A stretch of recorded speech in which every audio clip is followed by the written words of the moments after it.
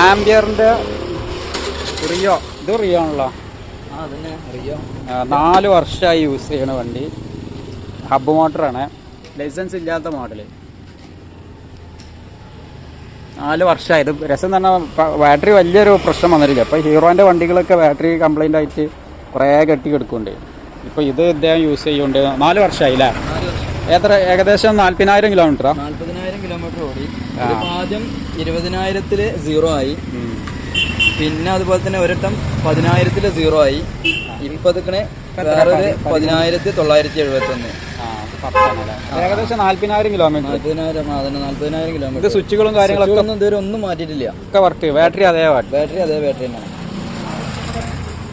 സർവീസിന് നിങ്ങൾ കൊണ്ടുപോയിട്ട് ആവശ്യമില്ല. സർവീസിന് ഞാൻ ഫസ്റ്റത്തെ ഫ്രീ സർവീസ് മാത്രമേ ചെയ്തിട്ടുള്ളൂ. വേറൊന്നും ചെയ്തിട്ടില്ല. നിങ്ങൾ കണ്ടിന്യൂസ് യൂസാ? കണ്ടിന്യൂസ് പറഞ്ഞാൽ ഞാനിപ്പോ വേറെ വണ്ടി എടുത്തിട്ടുണ്ട്. ഇപ്പൊ ഞാൻ 2019 എടുത്തിട്ട്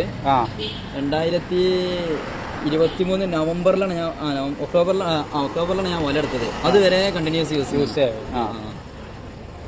അതുവരെ ഈ വണ്ടിയായിരുന്നു ഞാൻ ഉപയോഗിക്കുന്നുണ്ട്. എൻ്റെ വർക്കിനും കാര്യങ്ങൾക്കൊക്കെ പോയത് ഫുള്ള് വന്നത്. വേറെ ഇതിന് മോട്ടറിന്റെ പ്രശ്നമോ കാര്യങ്ങളോ എന്തേ വന്നീനാ? അതായത് മോട്ടറിന് ഒരു പ്രശ്നം ഉണ്ടായിരുന്നു. അതായത് ടൈറ്റ്, അതായത് മൈലേജ് വളരെ കുറവാണ്. അപ്പൊ ഞാൻ നോക്കിയപ്പോൾ മോട്ടർ നല്ല ടൈറ്റ് ആയിരുന്നു. അങ്ങനെ ഇത് മോട്ടർ ഞാൻ തന്നെ അയച്ചിട്ട് ഇത് ചെയ്തത്. ഒന്ന് ക്ലീൻ ആക്കിയതാ? ഫുള്ള് ക്ലീൻ ചെയ്തു. അപ്പൊ ഉള്ളിൽ വെള്ളം കയറിയിട്ടുള്ള പ്രശ്നമാവാം. എന്തെങ്കിലും പ്രശ്നമായിരിക്കും. ശരി. അങ്ങനെ തുരുമ്പ് കയറിക്കാണ്ട് അയച്ചുകാണ്ട് പിന്നെ മാഗ്നറ്റിന്റെ ഫുള്ള് ക്ലീൻ ചെയ്തുകാണ്ട് രണ്ടാമത് റീസെറ്റ് ചെയ്തു. അത് നിങ്ങൾ തന്നെ ചെയ്തു? അത് ഞാൻ തന്നെ ചെയ്തു. നിങ്ങൾക്ക് എന്താ പരിപാടി? ഇതിന്മേൽ കാണുന്നുണ്ടല്ലോ. ഇതേമാതിരി ഡിഷ്, CCTV, സോളാർ വെക്കുന്നുണ്ടോ? അതൊക്കെ നിങ്ങൾ വെച്ചെടുക്കും? ഞാൻ ചെയ്തു കൊടുക്കുന്നത്. അപ്പോൾ ഈ നമ്പർക്ക് കോൺടാക്ട് ചെയ്താൽ മതി അല്ലേ? നിങ്ങളുടെ സ്ഥലം എവിടെ? എവിടെ? മലപ്പുറത്താണ്. മലപ്പുറം ജില്ലയിലെ വേങ്ങര വലിയോറ. അപ്പോൾ ആ ചുറ്റുവട്ടത്തുള്ളവർക്കൊക്കെ പിന്നെ ഡിഷ്, സോളാർ, ഇൻവെർട്ടറിനൊക്കെ പറ്റുന്നത്.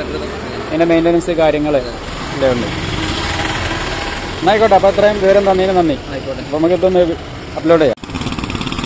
രണ്ടും ഡീസൽ വണ്ടിയാണ്.